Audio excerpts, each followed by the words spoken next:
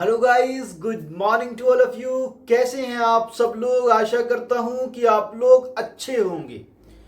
आज मैं आप लोगों को बताऊंगा कि किसी भी क्षेत्र का अगर आपको ये पता करना हो, किसी भी एरिया का अगर आपको ये पता करना हो कि उस एरिया में कितने हाथ का लग्गी चलता है, तो आप लोग बहुत आसानी से उसको पता कर सकते हैं।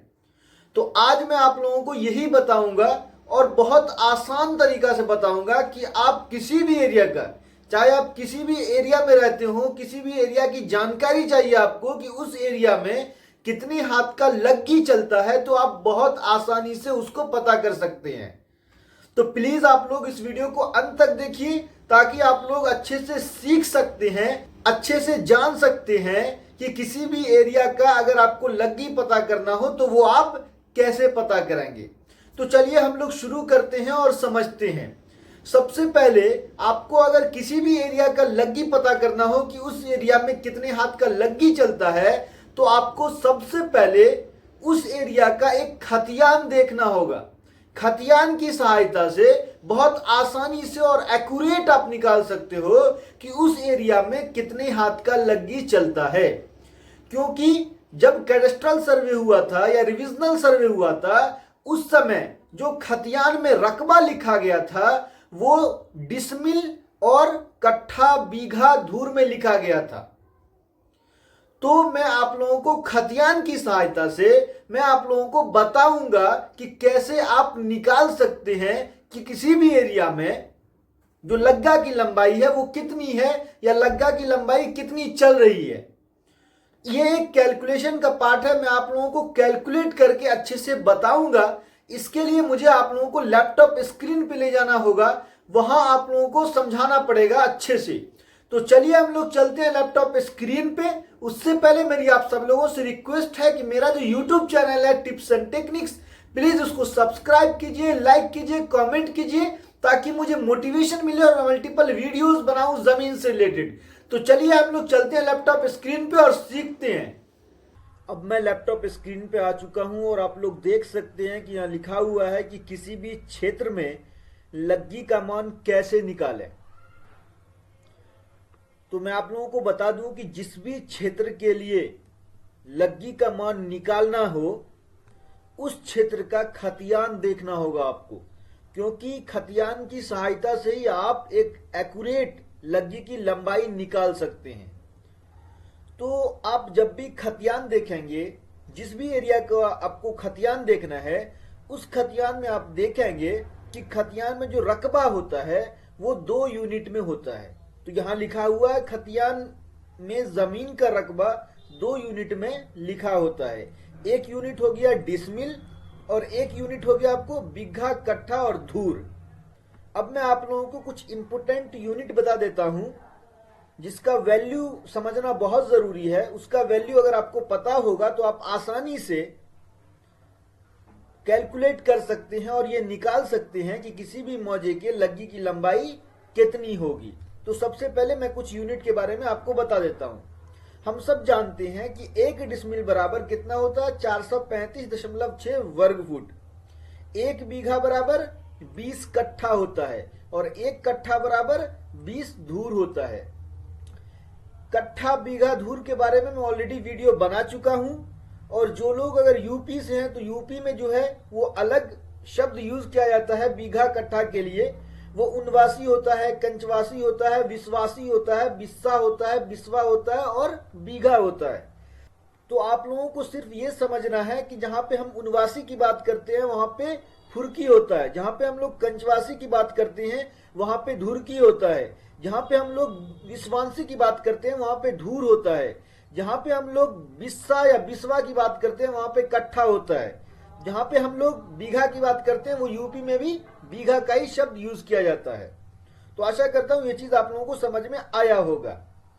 अब मैं आप लोगों को ये बताऊंगा कि एक रकबा एग्जाम्पल लूंगा, वो मैं आपको खतियान में दिखाऊंगा कि कहां पर रकबा डिसमिल में लिखा हुआ होता है और कहां पर रकबा कट्ठा, धूर, बीघा में लिखा हुआ होता है। तो चलिए हम लोग देखते हैं एक खतियान को। तो आप लोग देख सकते हैं कि ये एक खतियान है। मैं एक प्लॉट का एग्जाम्पल लेके आपको बताता हूं। जैसे आपको दिख रहा होगा ये प्लॉट, 1433 खिसरा नंबर का ये एक प्लॉट है, राइट। इस प्लॉट में आप देख सकते हैं इस कॉलम में जो है वो डिसमिल में रकबा लिखा हुआ है। वैसे अगर आप लोग नहीं जानते हैं खतियान पढ़ना, तो मैं ऑलरेडी एक वीडियो बना चुका हूं खतियान पे, बहुत डिटेल में वीडियो बनाया हूं।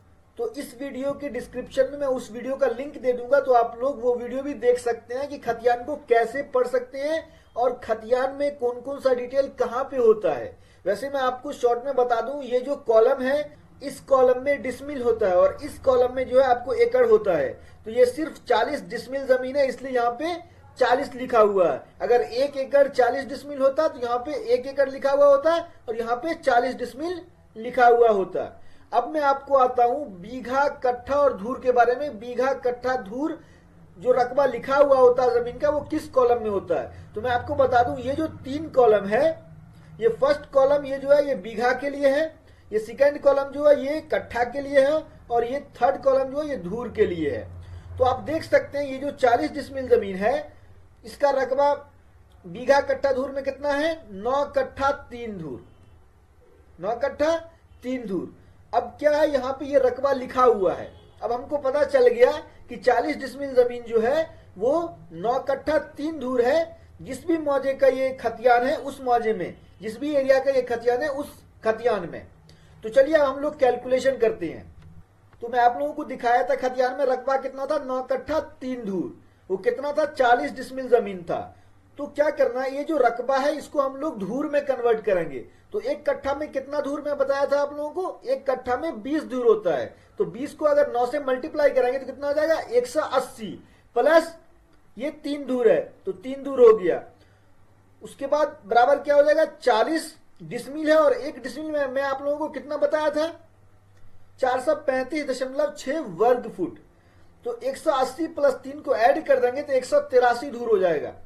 और जब 40 को हम लोग मल्टीप्लाई करेंगे 435.6 से, तो वैल्यू क्या आ जाएगा, 17,424 वर्ग फुट। अब क्या करना है कि जो 1 धूर का वैल्यू है वो 1 धूर का वैल्यू निकालना है। तो 1 धूर बराबर क्या हो जाएगा, 17,424 बट्टे 183, 183 इधर आ जाएगा। तो ये क्या हो जाएगा, ये वर्ग फुट हो जाएगा। और 1 धूर बराबर जब हम लोग डिवाइड कर देंगे 17,424 को 183 से, कितना आ जाएगा, 95.21 वर्ग फुट। यानी कि हम लोगों को ये वैल्यू निकल गया कि जिस भी एरिया का हम लोग लग्गी की लंबाई निकाल रहे हैं उस एरिया में 1 धूर बराबर कितना होता है, 95.21 वर्ग फुट। यानी कि 95.21 वर्ग फुट का 1 धूर होता है। अब क्या है कि हम सब लोग जानते हैं कि 1 लग्गी का जो स्क्वायर होता है वो 1 धूर होता है। यानी कि अगर 1 लग्गी आप चारों तरफ से जमीन लेते हैं तो वो 1 धूर जमीन कहलाएगा। तो हम लोग लिख सकते हैं 1 लग्गी का स्क्वायर बराबर 95.21 वर्ग फुट। यानी कि 1 धूर बराबर कितना आया है, 95.21 वर्ग फुट। तो हम लोग इसका वैल्यू यहाँ पे फिल कर दिए, 95.21 वर्ग फुट 1 लग्गी का स्क्वायर। तो 1 लग्गी बराबर कितना हो जाएगा, रूट अंडर 95.21। तो 1 लग्गी का जो लंबाई निकल जाएगा वो 9.75 फुट, यानी कि 9.75 फुट का 1 लग्गी होता है। तो अब हम लोग क्या करेंगे कि हाथ में इसको कन्वर्ट करेंगे, कितनी हाथ का लग्गी होगा, क्योंकि हमको फुट में तो पता चल गया कि 1 लग्गी जो है वो 9.75 फुट का होगा। लेकिन इसको अगर हाथ में कन्वर्ट करना है तो हम लोगों को समझना होगा कि 1 हाथ की जो लंबाई होती है वो कितनी होती है।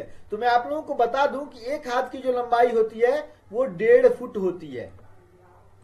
कितनी होती है, 1.5 फुट। तो हम लोग लिख सकते हैं 1 लग्गी बराबर 9.75 फुट होता है। और इसको अगर हाथ में कन्वर्ट करना है तो क्या करना पड़ेगा, ये जो 1.5 फुट का हाथ होता है इससे डिवाइड करना पड़ेगा, भाग देना पड़ेगा। तो 9.75 में अगर हम लोग भाग देंगे 1.5 से तो कितना आ जाएगा, 6.50 हाथ, यानी कि 6.5 हाथ, 6.5 हाथ का लग्गी होगा। तो जिस भी एरिया का हम लोग खतियान देख रहे थे उस एरिया में जो लग्गी की लंबाई है या लग्गी की लंबाई चल रही है वो 6.5 हाथ का लग्गी होगा। उस एरिया में 6.5 हाथ का लग्गी चलता है। तो इसी तरह आप अगर किसी भी एरिया का निकालना चाह रहे हैं तो बहुत आसानी से आप लोग निकाल सकते हैं। सिर्फ आप लोगों को उस एरिया का खतियान देखना है और खतियान को देखने के बाद आप लोगों को ये देखना है कि कितना डिसमिल जमीन है, उसको कट्ठा धूर बीघा में कितना लिखा गया है, उसको आपको सिर्फ कन्वर्ट करना है। वो मैं प्रोसेस बता दिया हूं आप लोगों को कि कैसे कन्वर्ट करना है, कैसे बदलना है, ये सारी चीजें मैं आप लोगों को बहुत डिटेल में बता चुका हूं। Thank you so much for watching this video. Please like and subscribe my YouTube channel Tips and Techniques and press the bell icon so that whenever I'll upload any video on my YouTube channel, you will get the notification of that video and you will watch that video. Thank you so much again for watching this video.